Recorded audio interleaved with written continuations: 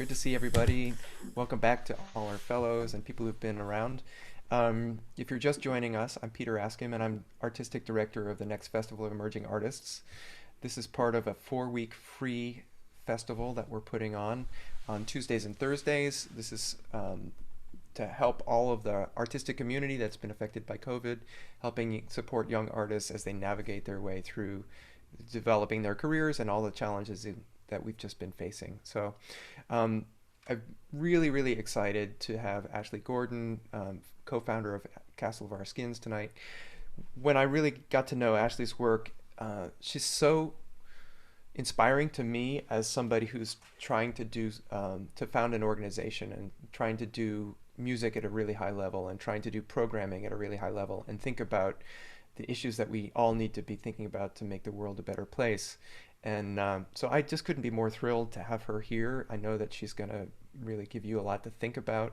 She did mentorship sessions this morning with some of the fellows, and it went really well. They got great advice and great feedback about her.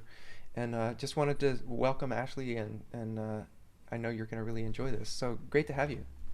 Yeah, thanks so much for having me. And I really enjoyed connecting with some of you earlier today.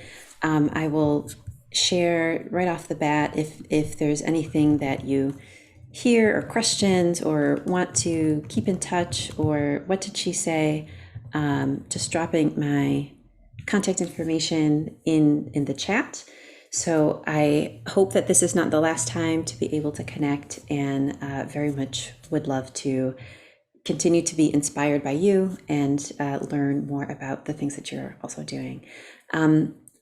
I'm not sure where everyone is, but I hope it's a good morning, a good day, a good evening, wherever you are.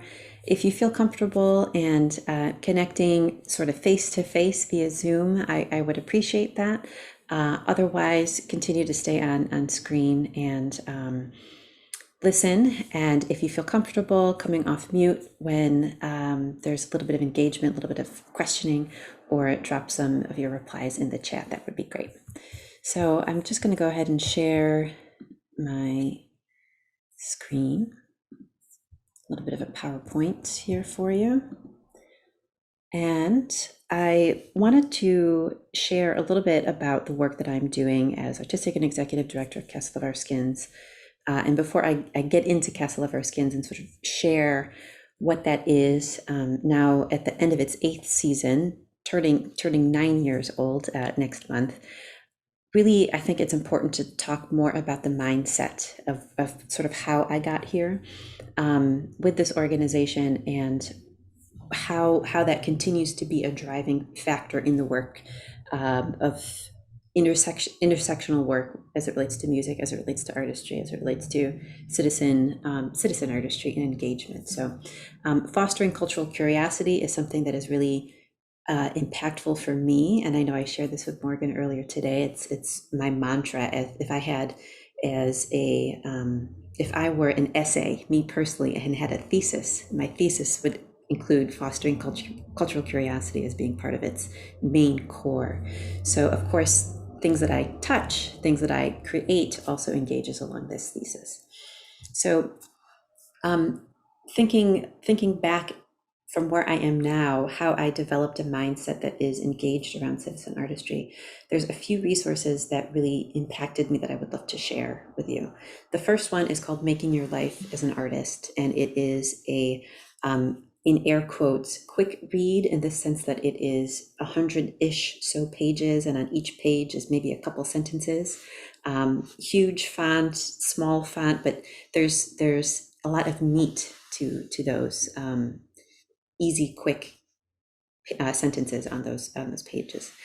Making Your Life as an Artist by Andrew Simone. Andrew Simone is a dancer, choreographer, has a number of workshops that he does for other artists, other creators, wanting to really get at the core of why they are an artist, what they think their role is as an artist, how they can lead with the most authenticity in their work as an artist. I have not taken one of his workshops, but I have certainly ingested as much as I can from this resource, which is, if you Google search it, free. You can download it as a PDF, and certainly you can purchase it and have the other sort of work worksheets that go along with it.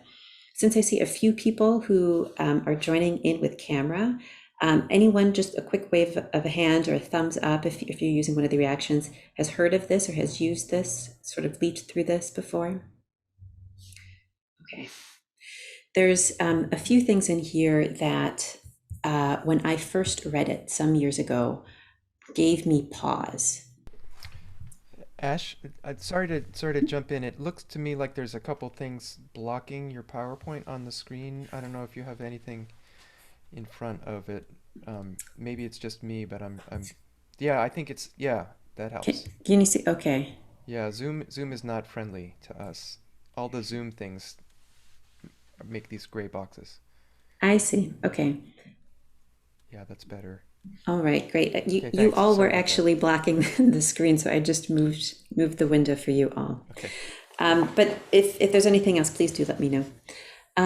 So the first sentence that really struck with me and still sticks with me that I would love to share with you from this book is the culture needs you to do it, meaning your art, and do it well. Reading through this casually, it could be a statement that sort of goes over one's head, but for me, it really drew a lot of self-reflection and a lot of deep thinking. So first of all, why does culture need me? Who am I? What do I have to offer? What is so unique about me? What is so distinguishable about what I can do that is so dependent upon the survival of culture, the advancement of culture? What do I have that is so impactful? This statement also says that culture needs you to do it, not necessarily music. Culture doesn't need visual art, dance, poetry, but it needs the musician, aka you, the poet, the visual artist, the actual person, and behind that person, the heart and the brains, the sense of urgency and the creative wonder that that person holds, which for me at a time when I was reading this freshly out of my master's, I didn't have that kind of clarity and depth of understanding of myself. I couldn't tell you who I was. I couldn't tell you what it is that I felt I had that was so distinguishable from my fellow violists, from my fellow musicians, that would cause culture and cause a deep sense of responsibility and urgency. This also says culture needs you to do your art well. And we certainly know that there is a sense of responsibility with doing something well. As musicians, as creatives on this Zoom, I'm sure we can find resonance with that. Doing something mediocre can be as detrimental as not doing anything at all. And I can give you an example from where I sit as it relates to race and music and the intersection of those. Certainly in thinking in light of 2020, in wanting to do something as it relates to social justice, can be definitely, with respects to allyship, a very, very sensitive line to have to teeter-totter around. Doing things with authenticity, doing things with great care, as opposed to just doing things for the sake of doing things, programming for the sake of programming without true understanding and education and contextualizing something that is maybe not of your own culture, or that is requires that much more care and inviting to be understood. So the level of excellence and the level of care is also something that, for me, in this statement, really resonated and still resonates with me when I think about the work that I do as a musician, as a citizen artist, as someone engaged with my community. In thinking about my art and in thinking about my position as an artist, that makes me think about my role. And as a student, and also a sort of freshly minted graduated student, I didn't have another association for myself apart from a fixation with my instrument. My identity was a violist. I didn't necessarily identify as an artist. And I didn't have a distinguishing sort of conversation or an understanding about what an artist, what a creator, regardless of the instrument or the craft or the actual sort of tangible thing, what that actually meant in and of itself. I'm sure if I were to ask each and every single one of you to think how that word artist related to really any other kind of artistic practice, how that word artist would be defined for you. We would have as many different people on the Zoom as answers, right? For this particular book, Making Your Life as an Artist by Andrew Simone, there's a few things in there that really did resonate with me. And before I share some things as he would define what the role artists play, I wanted to go through some of that crowdsourcing, if you will. So if you feel comfortable to come off mute and share, or if you want to put in the chat, I would love to know if, first of all, if you agree that the role artists play in culture is essential. And then in thinking about unpacking some of these words, what is essential? What does that mean to you? What other things would you associate as being essential? In thinking about both the artists and the role that they play. So we talked a bit about the mindset of the artist, that it's not the music, but it's the musician, it's the human that's attached to it. Their role, how would you define the person, and how would you think about in adjectives, verbs, nouns, what that person, that artist role is? So I know that's a lot to sort of throw out late at night, early in the morning, depending on where you are. But if people feel comfortable coming off mute, putting some things in the chat. And if things are in the chat, Peter, I may just ask you if you don't mind, since I can't see them. Yeah, absolutely. So Rocio says, number one, I agree. And Rosia, if you feel comfortable elaborating a little bit on that, why do you agree?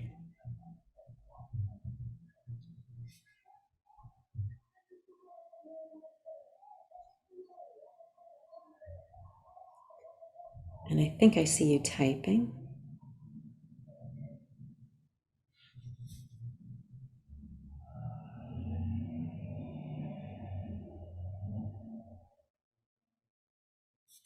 If you also feel comfortable coming off mute. It's mostly just fellows here, Rocio. So if you wanna, it would be great to hear you in your own words. Okay, hi. Hi. I'm so happy to listen in your talk. I agree that the role of artists has an essential place in the culture. Not to not to repeat like the things that were said a lot last year, that during quarantine, during lockdown, without arts, without cultural activities, certainly life for many people, including were or would go would be sorry um I'm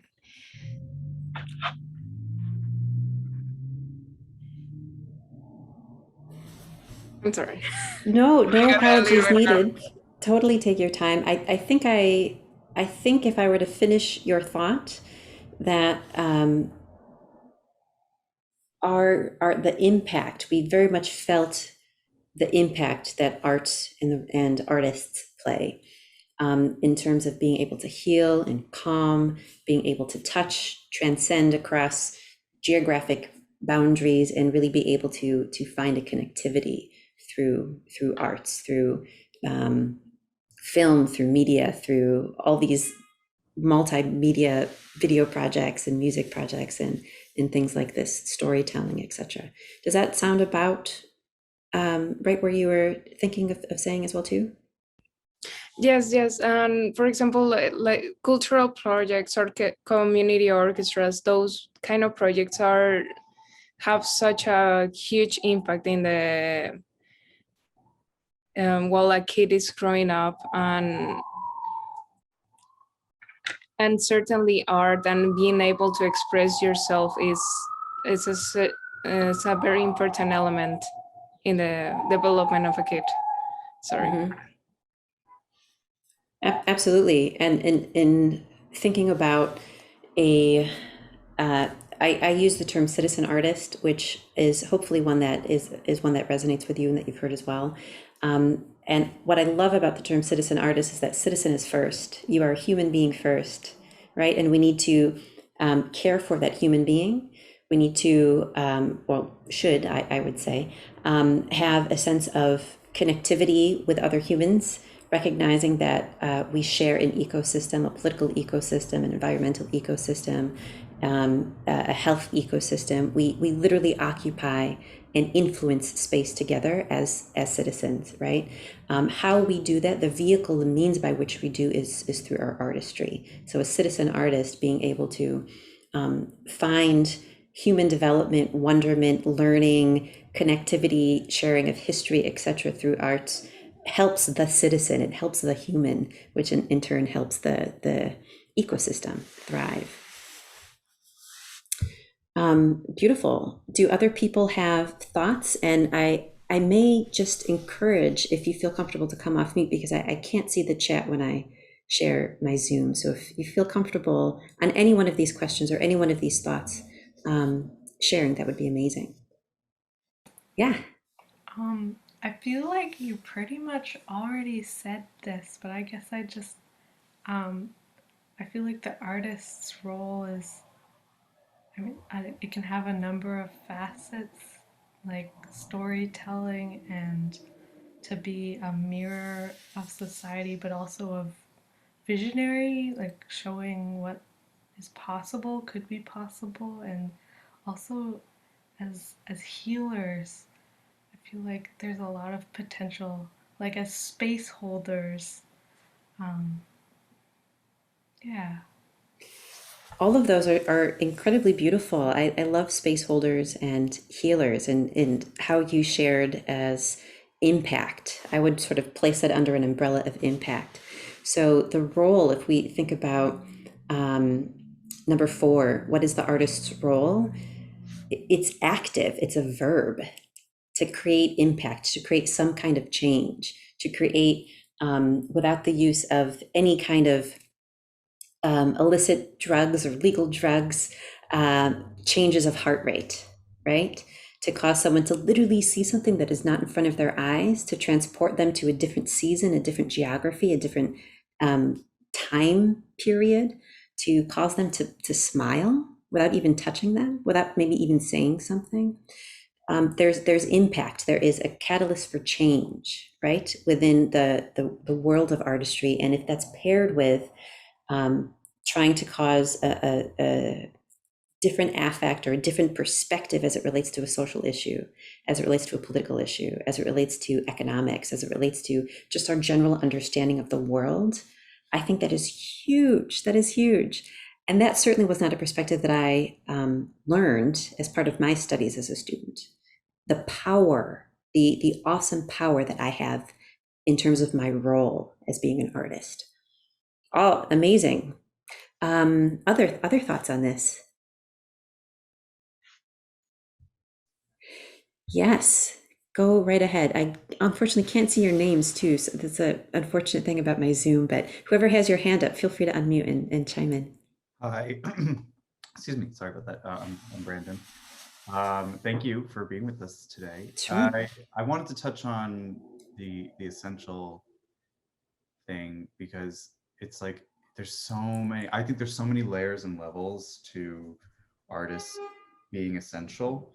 You know, there's the great pandemic topic of, you know, people who consume what we do, but just even on a more like fundamental base level, everybody needs essential form of expression, whether they're trained or not, you know? So something that I've been learning over the years is you can create whatever you want, no matter who you are, for yourself, for others. And that's like an essential need. That's just it's an essential, like, individual need.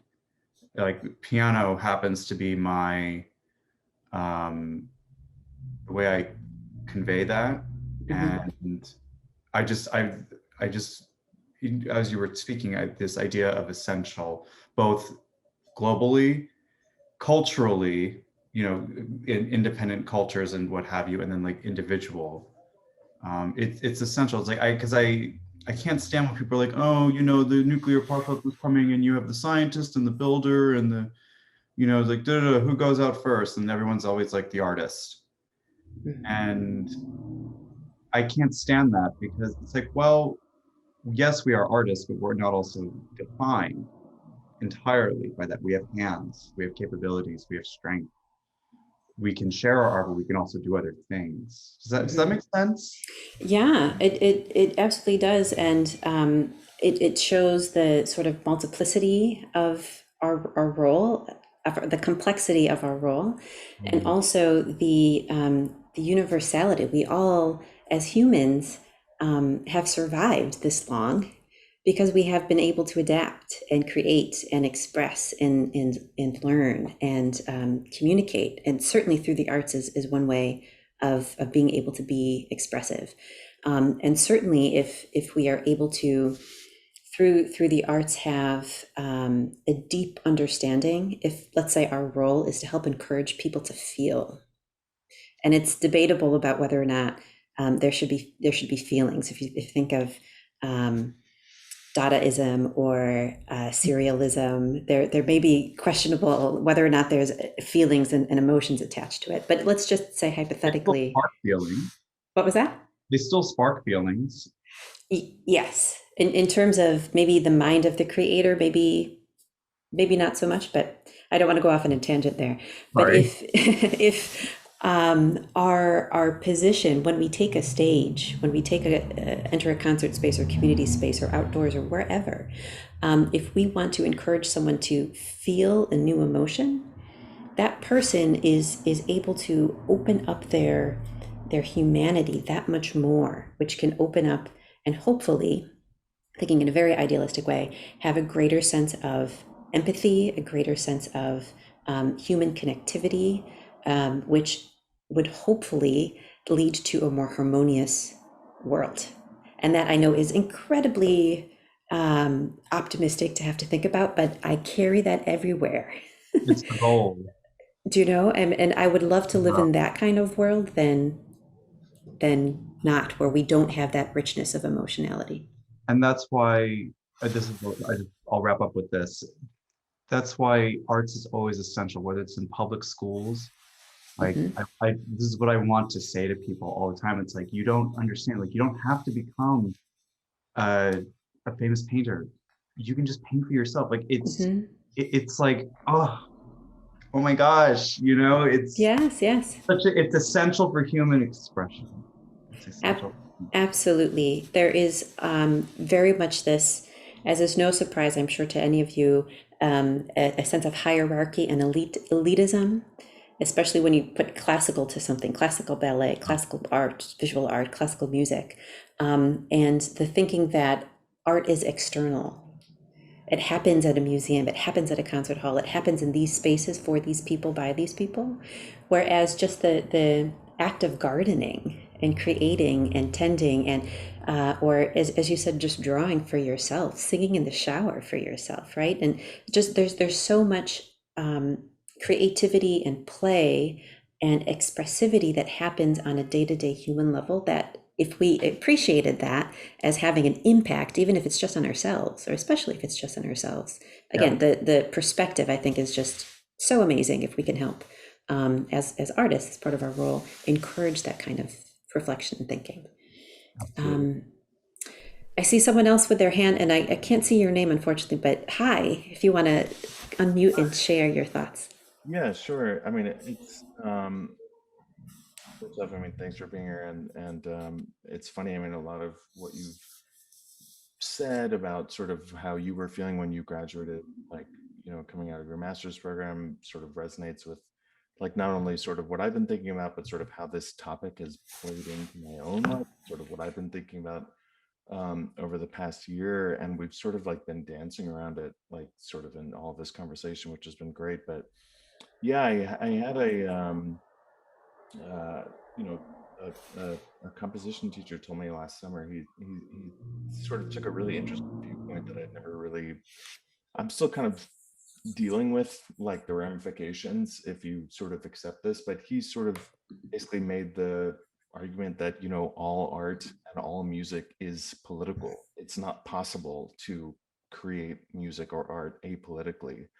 And so for me, that sort of, that at first I sort of rejected it because I've sort of always kind of been, oh no, like it's the uniter, it's the great sort of universal, like music is that, you know, thing that anyone can listen to and that's what it's for. But, you know, in tying into this idea of the role artists play in culture, I might say the role artists play in society is essential. I mean, the way that I've sort of been thinking about that over the last year and in the context of those lectures is, you know, I mean, I would say, yeah, for a free society to exist, absolutely. I mean, because as soon as there's a dictator or there's, you know, sort of totalitarian regimes, censorship, you know, control of the artists, control of, you know, you talked about Dadaism. So, you know, that's sort of been, and then of course in our own country over the past year, like, forums. But yeah, so it's been really interesting over the past year. I also just graduated and sort of exactly am thinking about all these kinds of things and sort of what is maybe, you know, if you sort of accept that idea that like, okay, what you're doing is a political act, like just, you know, the instruments that you use, who you write for, where your music is presented, you know, the audience, and you know, what is your responsibility basically as an artist, you know, knowing that, okay, if you accept that, yeah, what you're doing is a political act, then what are you saying? And is that really in line with what you want to say? So yeah, it's just like really interesting to sort of see this same sort of topic presented in like a different light. Yeah, and to have intentionality behind what you do, as opposed to sort of accidental happenings, right? Taking the stage knowing you want to do X, as opposed to sort of allowing things to happen, or in hindsight, it happened because of other forces beyond your control. The intentionality, I think, is there. Awesome. These are amazing. These are great. I see. Oh, I see two people with hands up. Becca and Everett both have their hands up, Okay. and maybe Madeline had a comment that she put in the chat. Oh, sure. Great. Yeah. So she was speaking to number 4, to comment on or reflect some element of the collective human experience, and act to unite and connect people in that human experience, or to take everyone out of their human experience and remove people from the confines of their realities, in a sense. There's in thinking with Andrew Simone, similar thinking to that definition of one being a catalyst for change. So creating some kind of impact that is different than not having that kind of experience, and being a little bit like a scientist, in the sense that there is wonderment, discovery, play. It's a little bit of let's test a hypothesis, continual creativity that is not stagnant, and very much being a provocateur. So I like that. I like that definition. And when I can see the chat, when I stop sharing my screen, I will make sure I can reread that one again. Amazing. I'm going to turn over to Everett, who is a long friend that I haven't seen in ages. Yay! Hello, so nice to see been you. long enough. Good to see you too. Thanks so much for doing this. It's been really wonderful. One of the things that I was just reflecting on now is beyond our responsibilities to a wider culture, also responsibilities to ourselves, and recognizing and acknowledging where we've come from. And it made me think about the campsite rule when you go camping, which is you have to leave the campsite in better condition than how you found it. So, you know, not just picking up your garbage, but picking up whatever other garbage might be there. And I think, garbage is maybe an apt metaphor here, because we all have to kind of confront the institutions that have limited our experiences in so many ways and are still limiting experiences of other musicians and artists who are coming up through the training programs that exist. So I think part of our responsibility as well, beyond the expressive aspect of our culture, of our art practice, is to kind of create the models and the systems that we wished we could have seen or benefited from as a child. So that's one of the things that I am certainly taking seriously and trying to use whatever influence I have for good in terms of creating spaces for the next generation that's coming up and is going to replace and entertain all of us when we're in nursing homes. Yes, yes. And what I especially, what really resonates with me, so much of what you just said, but one thing in particular is the modeling aspect. So we have from generations past centuries worth of modeling that we can turn to. And sometimes there's this disconnect of understanding that we will be someone's generation that they look back to for what is a model representation. So in terms of impact and legacy, that is again something that I never talked about in my master's program, about the impact and the legacy that I would like to, the intentionality and consciousness that I would like to impart, which I think is so huge. And if we think of in indigenous cultures, thinking around seventh generation, it has largely to do with land and sharing of natural resources. But what we do now, the impact, thinking, how is this going to affect 7 generations into the future?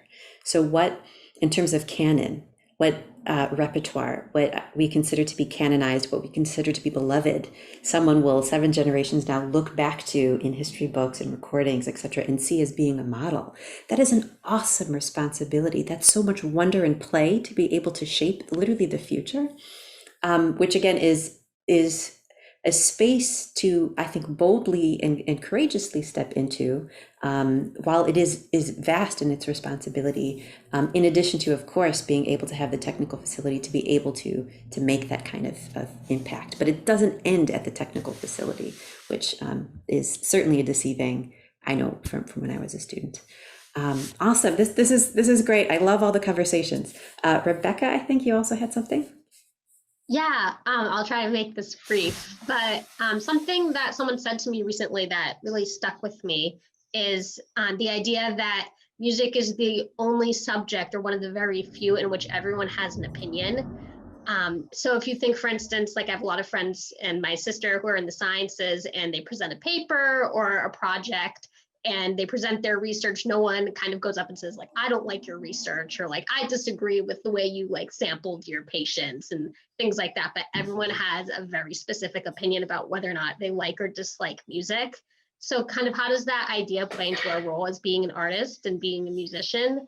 And I think what it kind of boils down to is the idea of inclusivity. And I think that is through multiple levels. It could be through interdisciplinary collaboration, but also you're talking about generations. And I think, a lot of times we go into schools and we play for children, but we rarely play with children. Or we go to music school and there are faculty concerts and student concerts, but there's rarely faculty concerts with students in them. And that just kind of like cross between generations and being inclusive of everyone, and even like different genres and things like that, and taking all of that into account. So I think as an artist, our role is to just kind of be inclusive of everyone and try to tear away those like boundaries that we see so often.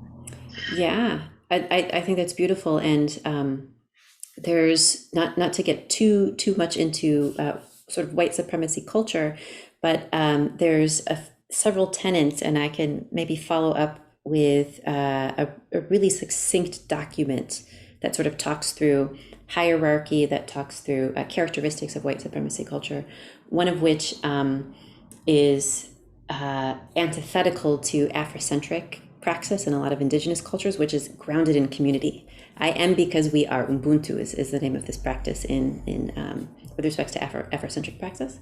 And literally we operate together. When we make music, if you are not engaged, we're not fully making music. If there is no sort of mentor-mentee relationship, if there's this sense of exclusion, it's antithetical to how we actually engage as a community. which is totally mindset. So everything I'm sharing with you is things that didn't happen overnight in terms of what I've realized. But if they could spark something in you, then I certainly feel much more hopeful for the future, knowing that mindset is attached to the technical facility as artists. Awesome. I don't think I've ever spent this much time on a slide when I've gone through this. So this is amazing. Thank you. It's a good sign. I don't know. Does anyone else have any comments or hands? I can't see everybody right now, but I think that's it. And we also have, a lot of time afterwards left for questions and answers too. Oh, perfect. Beautiful. So the next slide is another sort of elaboration on roles, plural, that artists play, and it comes from Maxine Green, Dr. Maxine Green, who is an educator, philosopher, scholar, has many articles and books that you can find. And there is one from Text and Margins that some quotes from there, similar to the Andrew Simone, really resonate with me, that I would really love to just read for you. So first one, shocks of awareness to which encounters with the arts leaves a person, or should leave a person, less immersed in the everyday, more impelled to wonder and to question.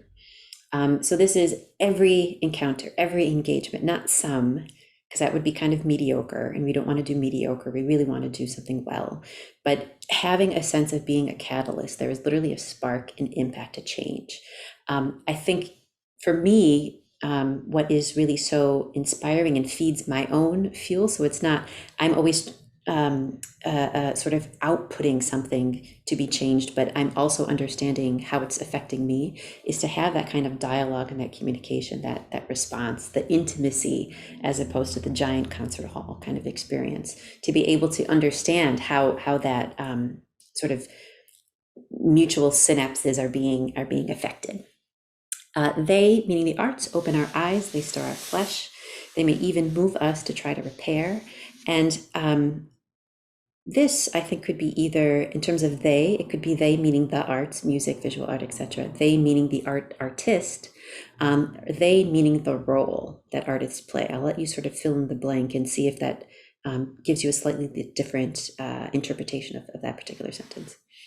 And the last one, which is my absolute favorite, they try to open persons to the new and the multiple. We want ourselves to break through some of the crusts of convention, which is just a powerful imagery, especially if we think about conservative conservatories, classical music, classical arts being something that is just having its crests break open, the distortions of fetishism and the sour tastes of narrow faiths. If you were to walk into a space, a classroom, whether it's kindergartners, whether it's a college as a professor, concert hall, community center, senior center, outdoor summer festival, picnic, just your front porch, and engage with at your back, on your back, the sort of fire underneath your feet, the idea that you are here to encourage someone, including yourself, to break through the crust of conventions. That for me just makes my spine grow taller. I feel superhuman. I feel like I have a superpower walking into a space that way. I spend so much time on this. Thank you for the thumbs up. I spend so much time on this because it really, I think, explains the tip of the iceberg, things that people see when they see the work that I do, when they see my organization, which I'll share with you. And, how do you do this, etc. How do you do? Well, this is how, really having conviction in a mindset that gives me strength, that gives me power, that gives me fuel, that I can see being reciprocated. That has everything to do with combating burnout, which I still feel sometimes, but I'm able to, there's a shift here because I still need this exchange of energy, this exchange of impact. And it can really help clarify the sort of tangible what you do with your artistry, if it's really at its center grounded with a conviction such as this. So I wanted to share a little bit about myself. I'm here spewing all these things and haven't really introduced. And I wanted to share in hopefully ways that are not obvious, and again, explain sort of my thinking. So I'm a violist, as you can see in this image, and knew when I went to New England Conservatory for my master's that I did not want to be in an orchestra. That was not my career choice. And I didn't want to teach at a college. However, what I was getting back from me in terms of information was auditions, excerpts, continuing on your education to teach at college. So I had this internal wrestle that took me some years, to be honest, to confront and say, okay, what is it that I find to be my strongest foothold, I find to be what is most definitive and distinguishable about me, and thinking again that culture needs you, the person, so who am I? And thinking very passionately and reflectively about myself, being in close quarters, being in spaces that allow for intimacy, such as chamber music, as an educator, being in spaces that allow for one-on-one mentor-mentee relationships. So all of you who I got to talk to this morning, that gave me strength for my day. That literally is something that I very much enjoy doing, being able to engage in conversation as opposed to just sort of spout out lecture style. That really does give me strength, and I know that about myself, and I can speak on that with authenticity. I am very much 100% a nerd, and I love that. So I enjoy researching. I enjoy finding out about new things and learning about new things. That feeds my own curiosity, and certainly as it relates to cultures, feeds my own cultural curiosity. I very much enjoy understanding and learning more about history and how history is a living, breathing, active thing. We are literally right now making history. Right. And thinking about what I said earlier, that our actions now will be something that 7 generations, or not even 7 generations, will look back to. We are literally part of that actively. And I enjoy learning about that, to be able to educate myself.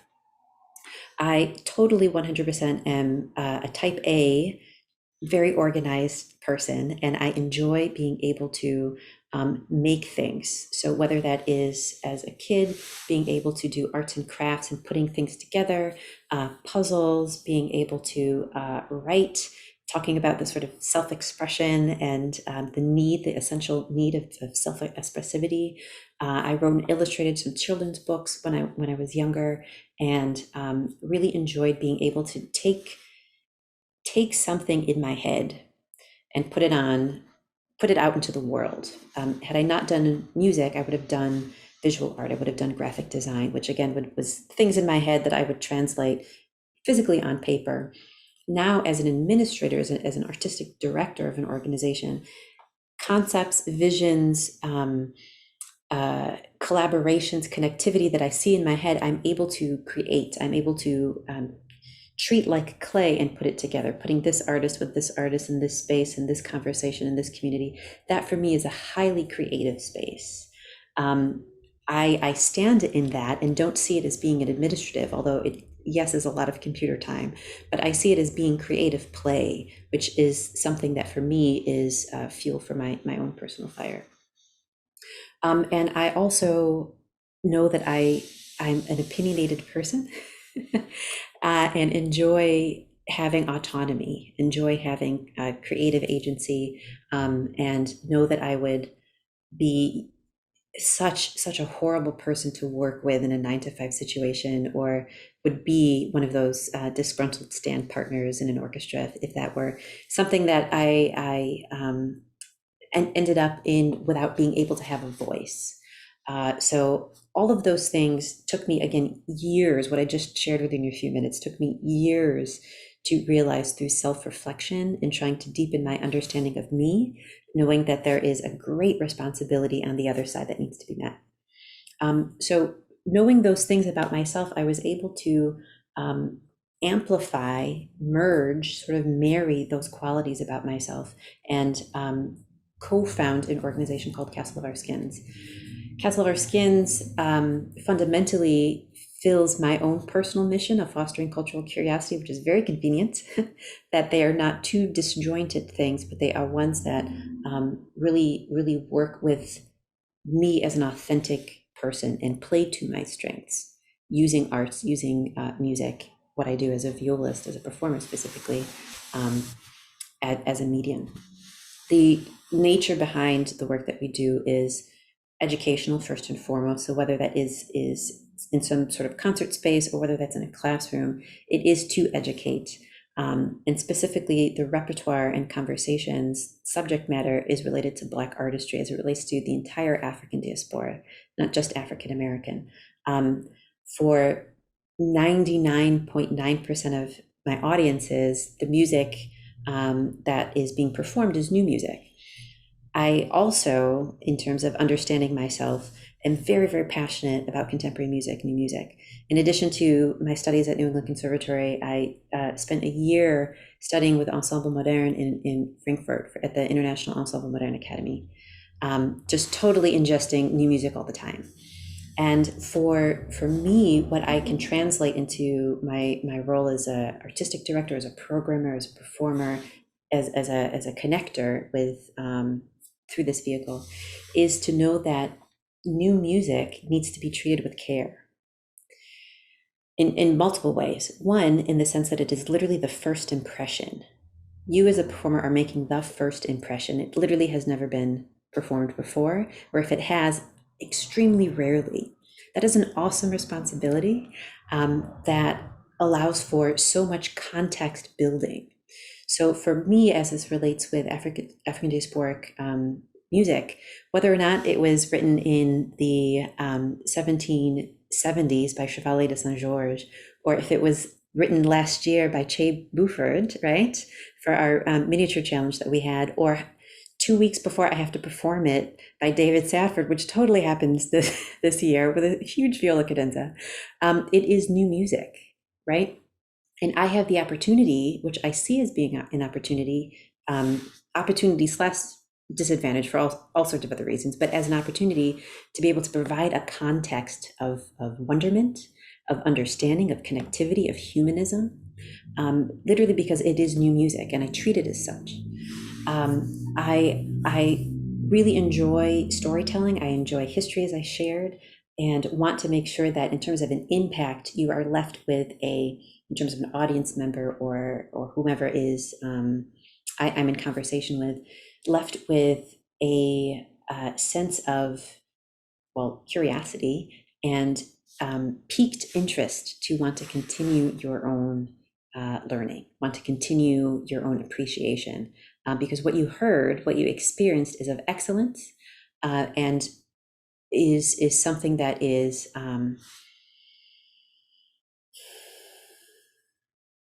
what you heard is of excellence and is of value.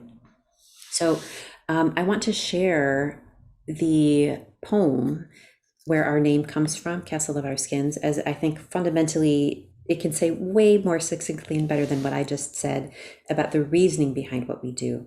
And this poem is totally the spine behind this organization. And again, it's working in parallel with who I am as a person, as opposed to disjointed. So my life is actually very, very streamlined in a way. We are all imprisoned in the castle of our skins, and some of us have said, so be it. If I am in jail, my castle shall become my rendezvous. My courtyard will bloom with hyacinths and jack in the pulpits. My moat will not restrict me, but will be filled with dolphins sitting on lily pads and seahorses ridden by starfish. Goldfish will make love to black mollies and color my world black gold. The vines entwining my windows will grow butterflies, and yellow jackets will buzz me to sleep. The dwarfs in prison will not become my clowns for me to scorn, but my dolls for me to praise and fuss with and give tea parties to. My gnomes will spin cloth of spiderweb silkness. My wounded chocolate soldiers will sit in evening coolness or stand gloriously at attention during that midnight sun, for I would have no need of day patrol. If I am imprisoned in my skin, Let it be a dark world, with a deep bass walking a witch doctor to me for spiritual consultation. Let my world be defined by my skin and the skin of my people, for we, spirit to spirit, will embrace this world. Every time I hear that, I again feel affirmed. There's listening, first of all, to Nikki Giovanni read her own poem for me is quite magical. And the feeling of pride, feeling of celebration, and yes, this is related in a lot of ways to African American, and certainly by opening that up to the diaspora. But for anyone who isn't African American, LGBTQ plus, for women, for Iranian, for whomever your identity is associated with, or identities, I should say, the intersectionality, having a sense of pride. Just sort of imagine for yourself, pride, celebration of you and your culture, a feeling of affirmation, especially if historically you and your peoples, whatever that means to you, have been disenfranchised, have been marginalized, have not been seen as valued, but you and your culture together have a sense of community and fellowship among each other. Totally is 100% an elating feeling to be able to walk into. And that is really the mission behind this organization. Specifically, in terms of the nuts and bolts of how this translates, again, everything is an educational space, whether that is a performance space, treating the music and the history and the humans that created it as being points of entry into kind of a playground of wonderment of just learning, very much including history and thinking that, again, we are in a historical space. We are today creating history, so modern events, politics as it relates to social commentary, as well as far removed historically through time, as well as through geography, and very much so infusing other arts. So in thinking about Black expression specifically, from my vantage point, which is what I can speak on, and I'm sure that it translates in other ways to other communities, there is a great difficulty, and really it's antithetical to do this, to separate storytelling. We have griots in African cultures, and it's an entirely oral tradition, movement, music, right? And thinking about trying to have music without storytelling seems just, I scratch my head at that. Music without movement, without dance, without other arts seems just, again, antithetical in thinking about Black expressivity. It's really, really all encompassing. So collaborations, multidisciplinary projects as it relates to other genres, other styles, other arts is all part of what we do. And then in thinking with younger generations, wanting to have side-by-side performances, mentor-mentee in real-time relationships, being able to engage with residencies and working with communities, working at this particular institution is not going to be the same output as working with this particular institution, because those institutions are literally filled with different people who have different needs and different interests and different starting points. So wanting to take the time to build relationships, understanding that those relationships hold such potential energy for change and for impact and for deep understanding. So there's a lot that we do, and I wanted to share some music, some music and art. So the first that I'll share is a little excerpt from a performance that we did earlier this year in the pandemic, which was in combination with youth. So we have often here in Boston partnerships with different youth ensembles, string ensembles, sort of El Sistema, and small, large ensembles where we have a composer in residence. This year it was Jessica Mays, a New York-based composer, if you're familiar, create pieces for student strings and professional string quartet, which would be Castle of Our Skins. This year's theme was on resilience and freedom, which certainly, I think we don't need to go into why those were themes for this particular year. Other themes have been on Haitian and Dominican Republican folk songs performed in the same concert, and thinking about uniting a divide between the two Caribbean countries. Exploring African American folk songs and being able to use the music as an educational tool to be able to discuss and to learn and to feel that in our bodies as we perform. And talk about freedom fighters ranging from Mumbet and Phyllis Wheatley, writing that into music as an ode, and having again that opportunity to discuss and learn history as we learn music together. So this particular excerpt that I show isn't any of that, but it's from the same project of freedom and resistance, and it included showcases with students, and it included Castle of Our Skins performing, and then our joint piece at the end. So what I'll show you is just the string quartet, Castle of Our Skins, performing an excerpt from Elinor Alberga's string quartet, which is a tour de force, total beast, and requires so much resistance to keep going at the tempos that she marked. So I'll play just a little bit of an excerpt so you can get a sense musically of what we do.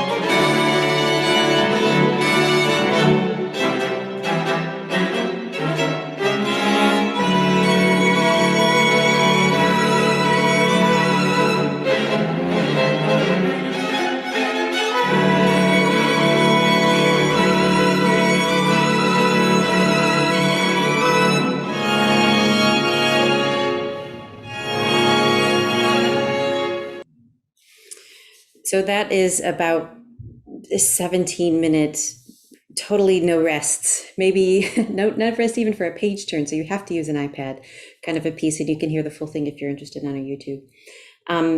I also wanted to share, since again, multidisciplinary is so natural, we do it anyway, right? And we experience arts as being multisensory.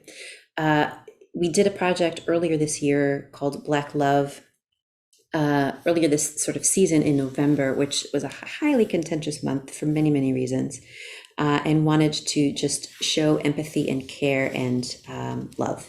So the entire month, all related to this project, included a virtual Black market to encourage support for Black businesses. We had a what was supposed to be a month long, but it's still available, which is great, digital healing space called Kurapu, which means to heal and mend in the Shivanu language, the Zimbabwean language. And it's an interactive space to be able to build your own home altar so that you can use that for meditation and for self-healing, wherever you are in the world. And we included a concert, and this concert had multiple parts to it. String quartets. I'm a violist, so there's a lot of string quartets in Castle of Our Skins repertoire. String quartets, but the music came after our spoken word artist, who I'll share a poem with in a few moments here. And our spoken word artist took the theme of Black love to explore love of ancestry, love of community, of feeling strong in her femininity, the plural sort of femininity, the divine feminine, finding that strength within community. Love of someone who had passed, which was her mother. An excerpt from her poem, if my roots die, am I still a tree? If I lose my foundation, which is my mother, am I still a tree? Very powerful poem. And then also a sort of ode in thinking about love, ode to someone that broke her heart, because it allowed her to mend it, put it together in a way that caused her to heal in a stronger way. So thanking someone for in essence hurting her, breaking her heart, because she was able to put those pieces back together even stronger and move forward. So this what I'll play for you is her very, very powerful poem as it relates to strength of and love for ancestry, love for the feminine.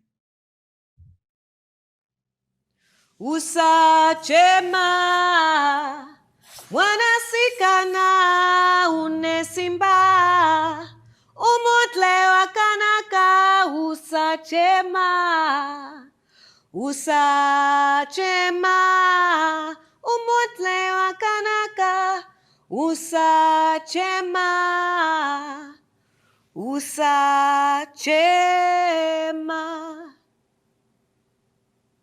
What gives me the strength?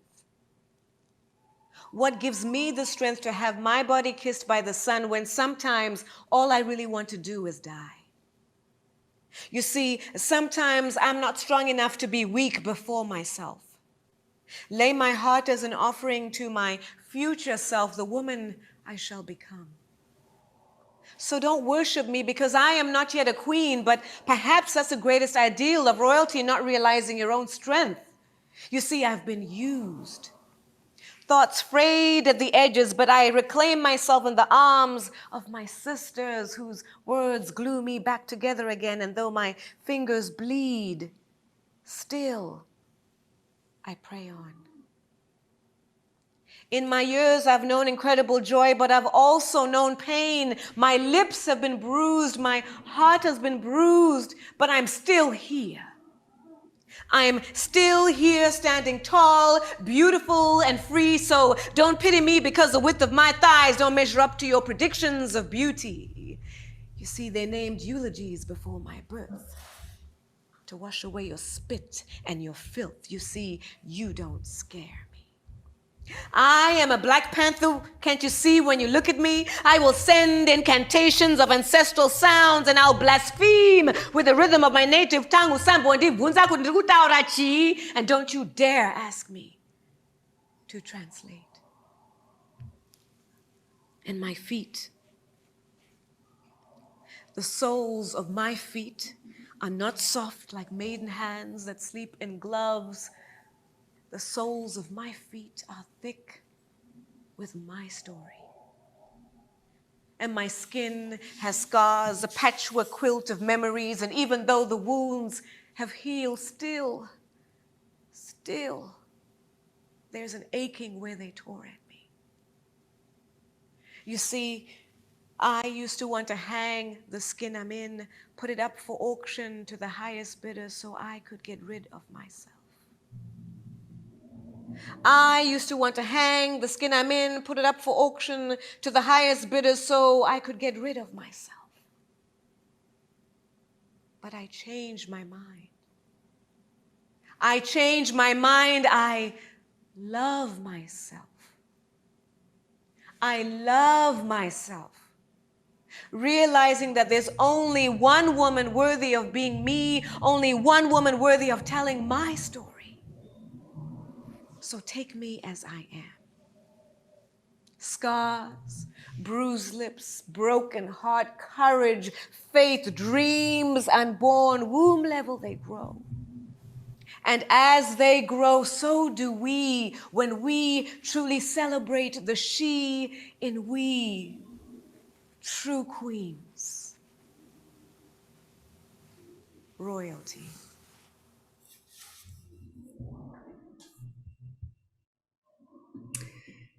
One of my favorite poets and one of my favorite poems. I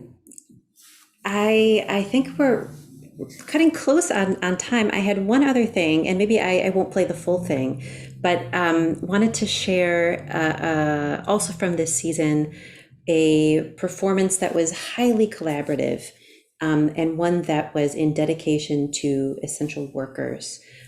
many different ways to interpret it, and we interpreted Julius Eastman's Stay on It as being a sense of resilience for essential workers. And this project was one dreamed up, phone call, hop on the next day in a Zoom and get to work kind of a project. Collaborators being the Dream Unfinished, which is an amazing activist orchestra in New York City, Challenge the Stats, which is a sister organization for Castle of Our Skins in Atlanta that uses music very much to explore social and political issues as well too. Contemporaneous, which is a new music ensemble. Vimbai Kaziboni, who is a conductor very much steeped in the new music world, and very much steep in the world. So I never know where he is, but he also teaches at Boston Conservatory, as well as sort of overarchingly funded and supported and shared broadcast by the Lincoln Center. So I'll share a little bit of this. Oh, and Kyle Marshall Choreography, a New York-based choreographer. So why don't you share the whole thing? We should, okay. Yeah, we'll make time. Okay, it's six-ish minutes. And I think, yeah, I'll stop that there. So I'll share. You're gonna see all my crazy tabs. Just totally ignore. This is how I normally do my life here. Everett, I was looking at you. Okay. I'll share this. Stay on it. 10, 9. Can you hear? 7, 6, 5, 4, 3, 2.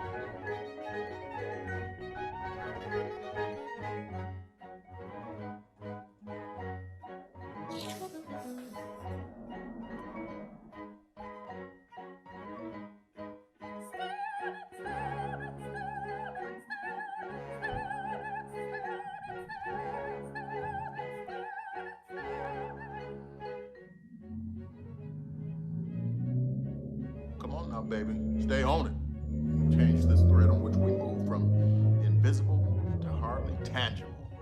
With you moving and grooving on it, making me feel as fine as wine, I don't have to find the meaning, because you have filled in his most invisible and intangible majesty's place.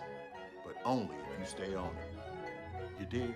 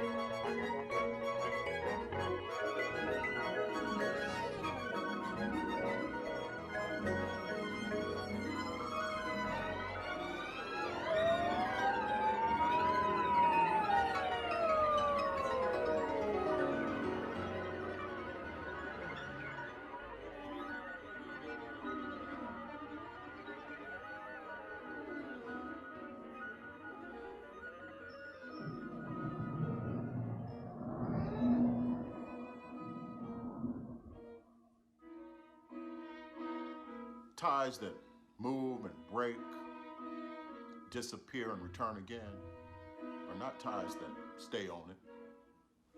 They are sometimes bonds. These bonds cause screens like the edge of night with ivory snow liquid to appear. This is why, baby cakes, I'm ringing you up in order to replay this message so that you can get the feeling. Oh, sweet boy.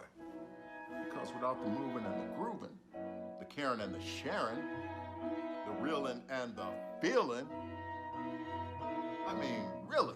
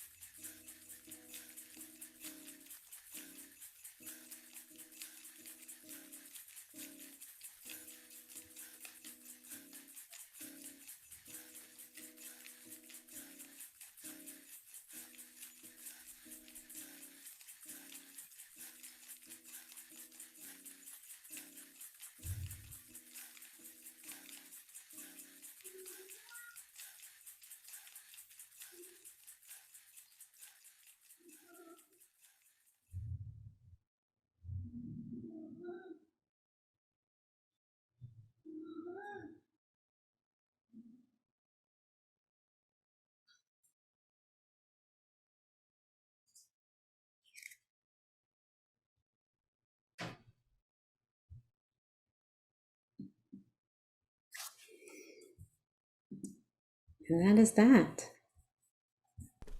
So amazing. That was so great. So that's the tip of the iceberg again, but really rooted and grounded in a lot of intentionality and mindset. So with that, I hope you can also stay on it in the work that you're doing, and the work that you would love to be doing, the world that you would love to be collaborating with, because really the world is a huge collaborator for you. And if there's anything that I can do along the way to help out, I'll drop in the chat again my contact. So I think we're staying here but transitioning to something. So I'll let Peter take it over from here. Yeah, thanks so much, Ash. That was just amazing, and we're gonna have a question and answer for fellows only in just a second. But I just want to say thank you so much for doing this, and it's really fantastic. Thank you. Sure. Yeah. Yeah.